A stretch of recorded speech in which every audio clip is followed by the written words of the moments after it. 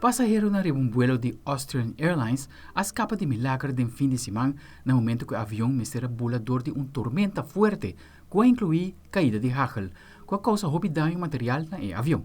Segundo a aerolínea, tem 173 pasajeros a bordo e 6 tripulantes que estavam rumo para Palma de Mallorca na Viana.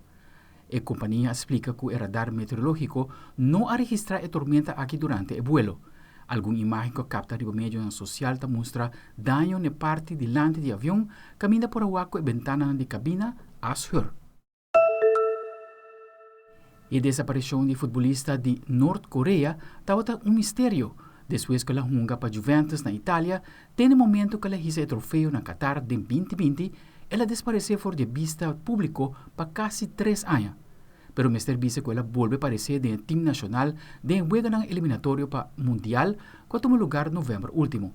Ta servisa que Kwang Song aqui pegar caminho para motivo ng diplomático e estava quedando de uma embajada cumprindo com sanções da Nações Unidas.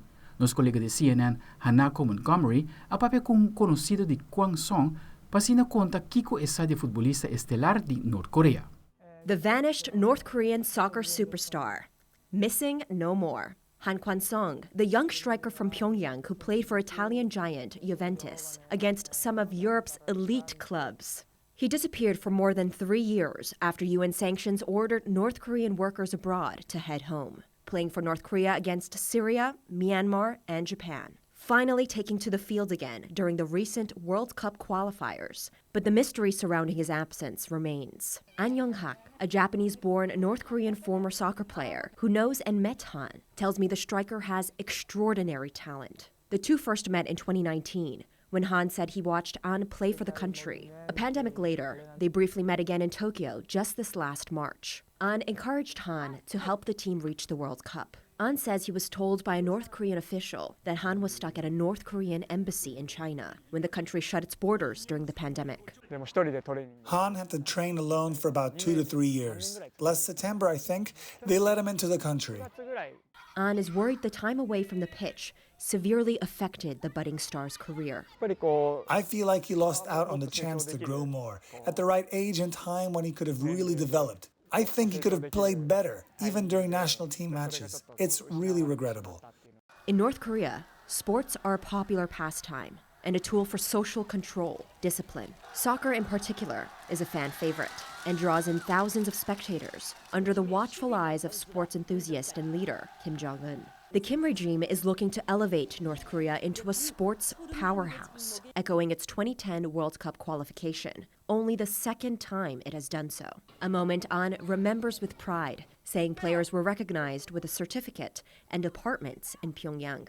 But the country suffered bruising defeats on the actual World Cup stage, and rumors quickly ensued of the national team facing punishment from the regime, including public shaming, a narrative An strongly denies. It's pretty hard to get information about the Democratic People's Republic of Korea, so there are still stories about people being sent to the coal mine after losing a match or being lectured for 6 hours, but there are no such stories at all. As far as I know, I was on the national team for more than 10 years, and that never happened to me.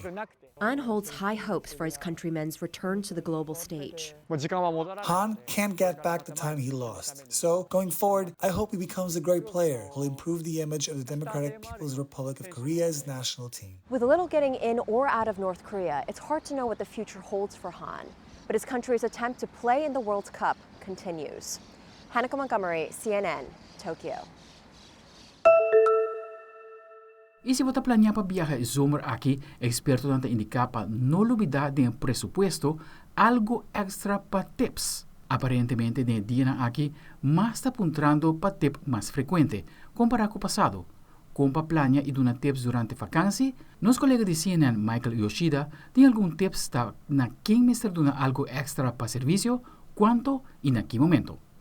As summer travel heats up, many are budgeting for airfare, hotels, and fun experiences. But experts say you could be overlooking one important thing. Oftentimes, we forget to factor in gratuity into our travel budget. Diane Gottsman, an etiquette expert, says before leaving home, along with your ID and passport, make sure you always carry some cash in singles, fives, and maybe a few tens. That really is part of the travel experience because we are going to be confronted probably starting at the airport with different opportunities to tip. For your taxi and rideshare driver, Gottsman says the standard is usually 15 to 20%. And for an airport shuttle or curbside check-in, she offers this. I think this is a good rule of thumb. If they've touched it, you tip it. It's usually $1 per bag. That rule can also apply at your hotel where a bellhop may take your luggage to your room. Other things to keep in mind. For the hotel concierge, quick directions don't require a tip. But if they get you tickets or reservations, then $5 to $10 is standard. But tip more if the request is more challenging. Also, don't forget about housekeeping. You should tip daily rather than at the end because staff changes from day to day. $3 to $5 per day is standard. When you're armed with knowledge, it makes the transition in the tipping experience go smoother. Aldric Werleman, Telenoticia.